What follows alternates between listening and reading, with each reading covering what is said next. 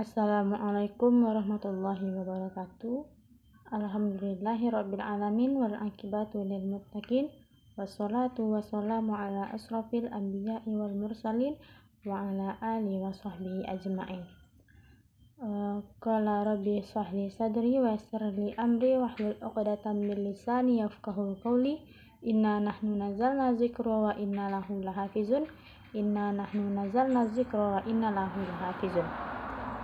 Baik, pertama dan terutama sekali, marilah kita ucapkan puji beserta syukur atas kehadiran Allah, yang mana Allah telah memberikan kita rahmat serta karunia-Nya kepada kita semua. Baik, pada kesempatan kali ini, perkenalkan, nama saya Ayu Ramadhani, Prodi PGMI. Pada kesempatan kali ini, saya akan menyampaikan poin-poin penting tentang poin-poin penting tugas yang telah diberikan oleh Ibu dosen pengampu kita, yaitu Ibu Novita Yanti MPD, yang berjudul yaitu upaya untuk menjadi generasi pecinta Al-Quran. Yang pertama, kecintaan terhadap Al-Quran. Al-Quran merupakan landasan pendidikan Islam pertama dan utama, karena memiliki nilai yang absolut yang diturunkan oleh Allah Subhanahu wa Ta'ala.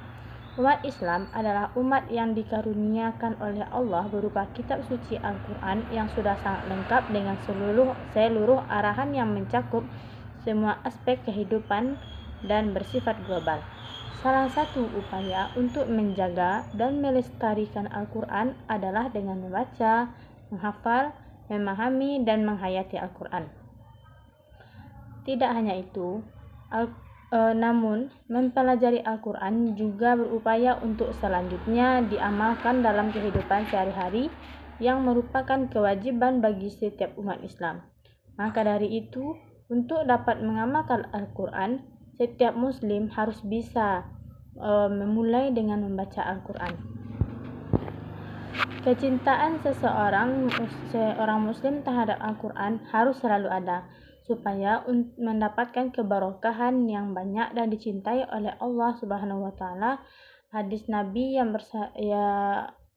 bersabda yaitu man ta'allamal Qur'an wa 'allamahu, artinya yaitu sebaik-baik kalian adalah orang yang mempelajari Al-Quran dan mengajarkannya.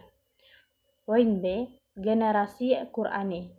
Secara bahasa, generasi berarti angkatan atau keturunan. Sedangkan secara istilah, generasi berarti sekumpulan angkatan yang hidup pada masa atau waktu yang sama. Contohnya generasi milenial yang seperti kita ketahui di bawah dari generasi ke generasi semakin tidak bisa diandalkan. Maka dari itu, kita sebagai generasi milenial, kita harus mengubah dengan bersandar pada Al-Quran. Agar apa? Agar kita menjadi generasi milenial yang berkualitas dan dapat menjadi panutan untuk generasi muda yang akan datang dalam agama Islam. Masalah pendidikan dan pengajaran terhadap generasi penerus mendapatkan perhatian yang sangat serius. Terlebih lagi pendidikan dan pengajaran Al-Quran. Mengajarkan Al-Quran kepada generasi penerus merupakan salah satu langkah untuk mendekatkan dia dengan pedoman hidupnya. Ketika kita melihat realita generasi milenial yang penuh dengan kecanggihan teknologi sekarang ini, jika generasi muda kita jauh dari Al-Quran, maka dapat dipastikan bahwa teknologi yang mereka bangga-banggakan dapat menjadi penghancur masa depan mereka. Walaupun di satu sisi, perkembangan teknologi dengan segala kecanggihannya membawa kemudahan, namun di sisi lain juga membawa keburukan. Salah satunya adalah pengikisan nilai-nilai akhlakul karimah. Kebiasaan buruk seperti bolos sekolah, mencontek ujian, melawan guru, pergaulan dengan lawan jenis di luar batasan koridor agama, dan yang lebih mengenaskan lagi sampai terjadi kehamilan di luar nikah menjadi hal yang sangat lumrah di zaman sekarang. Poin yang C yaitu upaya membangun generasi pencinta Al-Quran. Ada pertama yaitu di keluarga. Keluarga dalam Islam merupakan suatu sistem kehidupan masyarakat yang terkecil yang dibatasi oleh adanya keturunan atau nasab. Akibat adanya ikatan pertalian darah dan para ahli dididik umumnya menyatakan bahwa pendidikan keluarga merupakan pendidikan pertama dan utama. Dikatakan demikian karena di keluargalah anak mendapatkan pendidikan untuk pertama kalinya. Di samping itu, pendidikan dalam keluarga mempunyai pengaruh yang sangat besar terhadap pendidikan anak ke depannya. Dalam pandangan Islam, keluarga merupakan madrasah pertama bagi anak. Keluarga yang memiliki andil dan peran besar dalam pembentukan karakter awal anak, dan keluargalah yang menjadi pengenal dan penanam prinsip-prinsip keimanan. Keluarga pula yang berkesempatan besar dalam membentuk akiliyah dan nafsiyah yang islami. Dengan kata lain, keluarga merupakan cerminan keteladanan bagi generasi baru. Yang kedua yaitu sekolah.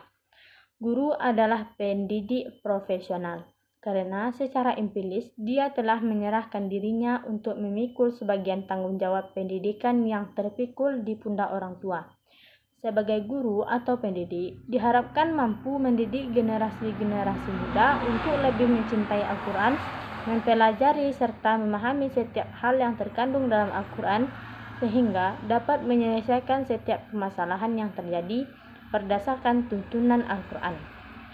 Di samping telah diakui oleh berbagai pihak bahwa peran sekolah atau guru dalam membangun generasi Qurani sangatlah besar. Sekolah atau guru bertugas untuk membina aspek kognitif, afektif, dan psikomotorik. Yang ketiga yaitu masyarakat. Masyarakat turut memikul tanggung jawab yang sangat besar dalam membangun generasi Qurani, karena masyarakat memiliki pengaruh dalam memberi arah terhadap pendidikan generasi, terutama pada pemimpin yang ada di dalamnya. Pemimpin masyarakat muslim tertentu saja yang menghendaki setiap anak didiknya menjadi anggota yang taat dan patuh dalam menjalankan agamanya. Dengan demikian, di pundak mereka terpikul keikutsertaan dalam membimbing pertumbuhan dan perkembangan generasi. Poin yang D yaitu meneladani Rasulullah untuk mencintai Al-Quran. Para rasul mempunyai sifat atau kepribadian yang akan dijadikan teladan atau contoh bagi umatnya. Selain sifat wajib yang harus dimiliki oleh para rasul, ada juga sifat mustahil dan sifat jaiz. Secara rinci sifat-sifat tersebut, yang pertama yaitu sifat wajib. Sifat wajib bagi rasul ada 4, yaitu sidik. Sidik artinya berkata benar. Nggak mungkinlah seorang rasul berdusta ya. Yang kedua amanah, artinya dapat dipercaya, dan tidak mungkin pula kan ya seorang rasul itu suka berdusta. Yang ketiga tablik, artinya menyampaikan. Yang keempat fatanah, artinya cerdas, dan tidak mungkin pula seorang rasul itu bodoh ya kan. Yang kedua ada sifat mustahil. Adapun sifat mustahil bagi rasul ada 4, yaitu kazib, artinya dusta. Yang kedua khianat, artinya tidak dapat dipercaya. Yang ketiga kitman, artinya menyembunyikan. Yang keempat baladah, artinya bodoh. Adapun sifat jaiz para rasul adalah aradul basyariyah, yaitu bersifat dan berperilaku sebagaimana kebiasaan manusia pada umumnya. Itu penyampaian poin-poin penting tentang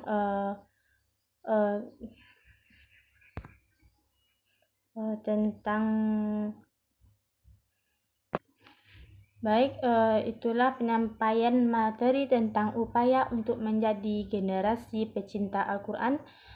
Salah dan kurangnya saya mohon maaf. Billahi taufiq wal hidayah. Wassalamualaikum warahmatullahi wabarakatuh.